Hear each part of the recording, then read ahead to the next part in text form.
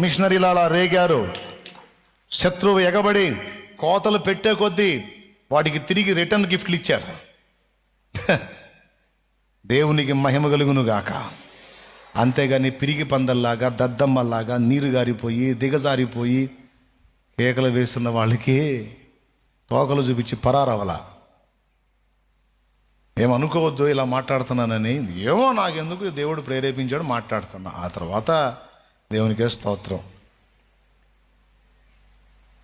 సిగ్గు తెచ్చుకోవద్దు, మనం ఒప్పేసుకుందాం ఓటమే. తుది శ్వాస విడిచేంత వరకు మనకు నిరీక్షణ ఉంది. గుట్టగుట్లాడుతూ ఊపిరిపోయే క్షణం వరకు మనకు నిరీక్షణ ఉంది. ఆఖరి క్షణంలోనైనా ఒక అద్భుతం జరగవచ్చు, దేవుడు మనల్ని లేపవచ్చు. ఉంది అవకాశం. మనల్ని ఎగతాళి చేసే శత్రువులు కాదు, పెద్ద శత్రువు మనకి. నిరాశ కంటే మించిన శత్రువు ఇంకొకటి లేదు. నిరాశ, నిస్పృహ, దిగజారినతనం, కృంగుబాటు కంటే మించిన శత్రువు ఇంకొకటి లేదా.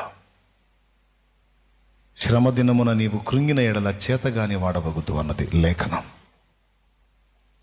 అంటే నీకు అన్ని సామర్థ్యాలు ఉండి కూడా కృంగుబాటు అనేది ఒకటి వచ్చిందంటే నువ్వు పనికిరావన్నాడు సామెతల్లో. గిద్యోన్ దగ్గర ఏమన్నాడు? మోకాళ్ళుని కృంగి దోసిలతో నీళ్లు తాగిన వారిని ప్రక్కకు పెట్టు, వంగి చేత్తో నీళ్లు తీసుకొని కుక్క గతికినట్టు గతికిన వారిని లెక్క పెట్టన్నాడు.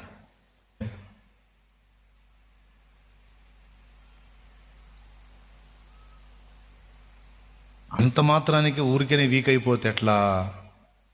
అంత మాత్రానికి బెదిరిపోతే ఎట్లా? నిలబడొద్దు నవ్వినోళ్ళ ముందు రోషంగా.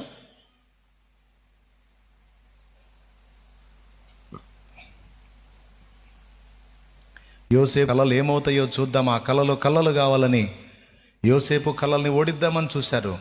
కానీ యోసేపు కళలే గెలిచెను, అన్నలు ఓడెను. ఎందుకంటే ఆ కళలు ఇచ్చింది దేవుడు, నెరవేర్చేది దేవుడు. అందుకే బ్రతుకు పోరాటాన్ని సాగించాడు. తండ్రిని వదిలేసుకున్నా, తండ్రి కోల్పోయాను, అన్నల చేత ద్వేషించబడ్డాను, బానిసగా అమ్ముడుపోతున్నాను, నేను ఎందుకు బతకాలని దారిలో ఏ దారో చూసుకొని ఏ నదిలోనో ఏ నీళ్లలోనో ఏ కొండ మీద నుంచో దూకి చచ్చిపోతే అయిపోయిందిగా. ఇంకెందుకు నా బతుక, ఇంకెవ్వరికి కాను నేను, అయిపోయింది నా జీవితం అయిపోయిందని ఏ కొండ మీద నుంచో పోయేటప్పుడు పరిగెత్తుకుంటా ఏ కొండ మీద నుంచో దూకితే క్షణంలో చచ్చిపోతాడుగా. చావలా నాకు దర్శనం ఇచ్చిన వాడు, నన్ను పిలిచిన వాడు, నాకు వాగ్దానం చేసిన వాడు నమ్మదగిన వాడు.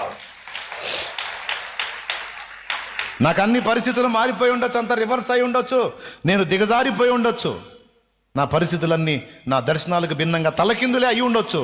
కానీ నా దేవుడైతే ప్రామిస్ ఇచ్చి తప్పేవాడు కాదు, మాట ఇచ్చి తప్పేవాడు, ఒట్టు పెట్టినవాడు తప్పేవాడు కాదు. చేస్తాడు. ఏ కథ ఏ మలుపు తిప్పుతాడో, ఈ కథను ఏ విధంగా ఒక కొలిక్కి తెస్తాడో అది కూడా చూడాలి నేను. అంతవరకు నా బ్రతుకు పోరాటం సాగాలి, ఆగకూడదు, దిగజారకూడదు.